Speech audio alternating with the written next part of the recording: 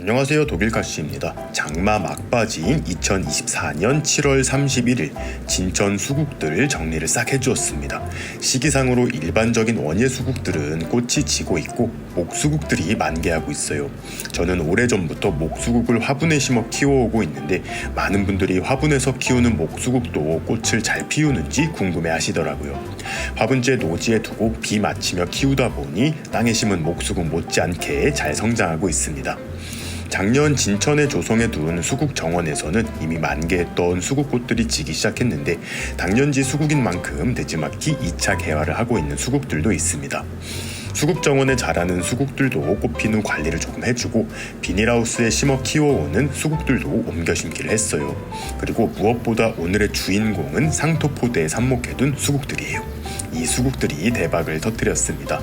잠시 뒤 자세하게 보여드리도록 할게요. 가장 먼저 비닐하우스에 심어 키운 수국들부터 야외 정원으로 옮겨주었어요.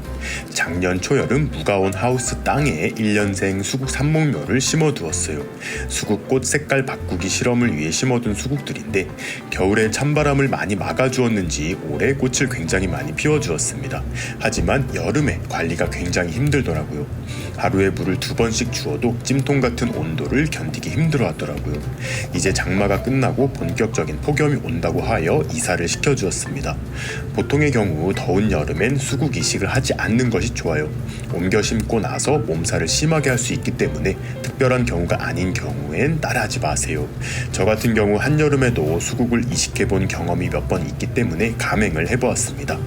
2022년 여름에 삽목했던 수국을 2023년 하우스에 식재하였으니 만 2년 정도가 지난 건데 이렇게나 크게 성장을 했어요. 땅에서 캐면서 뿌리가 많이 잘리고 상처를 입었기 때문에 지상부 가지들도 많이 정리를 해주어야 합니다.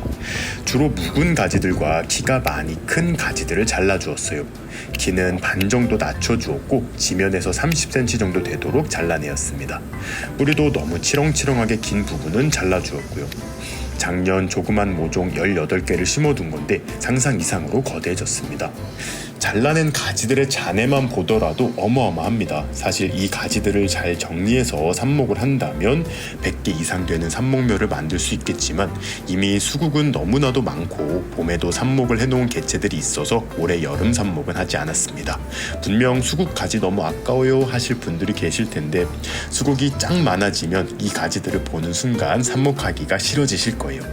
정리한 수국들로는 수국길 만들기를 할 거예요. 사실 재작년에 수국길 만들기에 도전했다가 실패하고 재도전하는 거예요. 지금 보이는 작은 수국들은 작년 여름 삽목해 놓은 엔들레스 썸머 러브예요.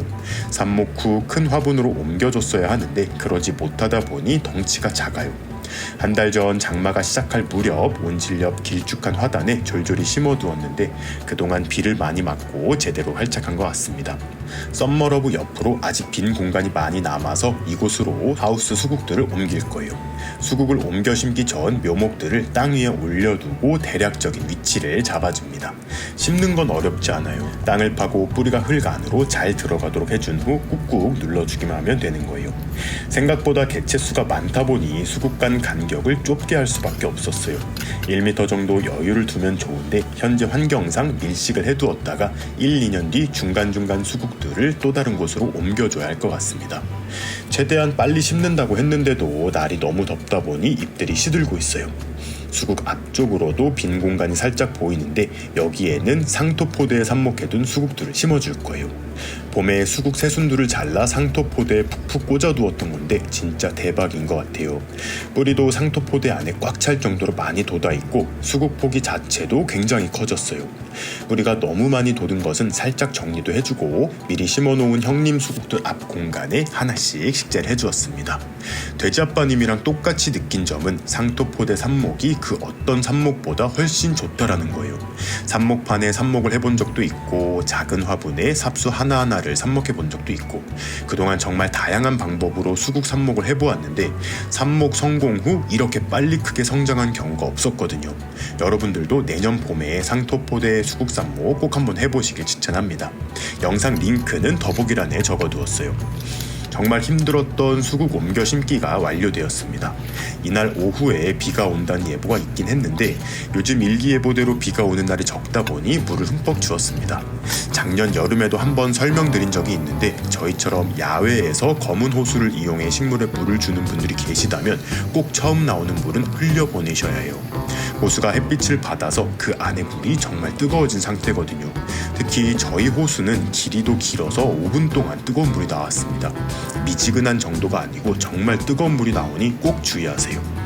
흙들이 뿌리 사이사이로 잘 다져지도록 한참 물을 주었습니다. 그런데 물을 다 주고 나서 비가 많이 왔어요. 물 주느라 조금 고생하긴 했지만 오히려 비가 한 번 더 와서 좋았습니다.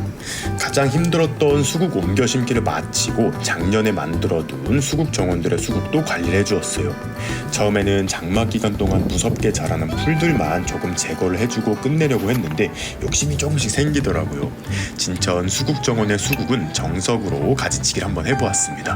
홍천 수국들의 경우 따로 가지치기를 하지 않고 있는데 진천 수국들의 경우 나름 겨울바람이 어느 정도 막아질 수 있는 곳을 엄선하여 심었고 돌아올 겨울에 월동채비도 해줄 것이기 때문에 제주도나 남부지방의 수국처럼 가지치기를 해주었어요.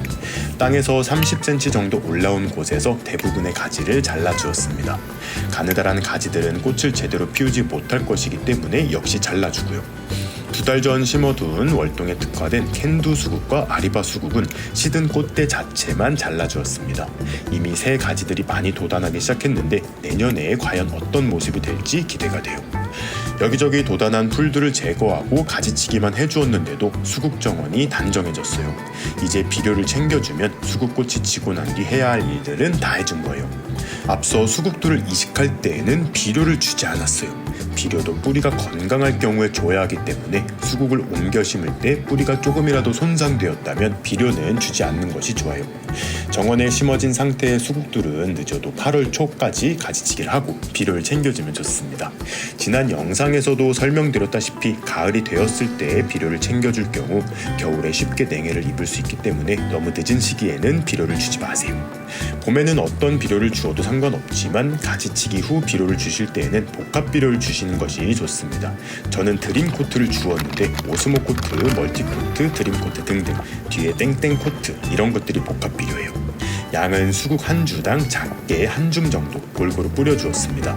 이제 옮겨 심은 수국들과 가지치기 해준 수국들이 겨울이 오기 전까지 무럭무럭 성장해주는 것을 기다리기만 하면 되는 거예요. 올해는 수국이 제일 예쁠 때의 모습을 보지 못해서 너무 아쉽지만 내년에 더 예뻐질 모습을 기대하며 오늘의 영상 마무리하도록 하겠습니다. 그럼 오늘도 재밌게 보셨거나 도움이 되셨다면 구독과 좋아요 그리고 알림 버튼까지 눌러주시면 감사하겠습니다. 뿅.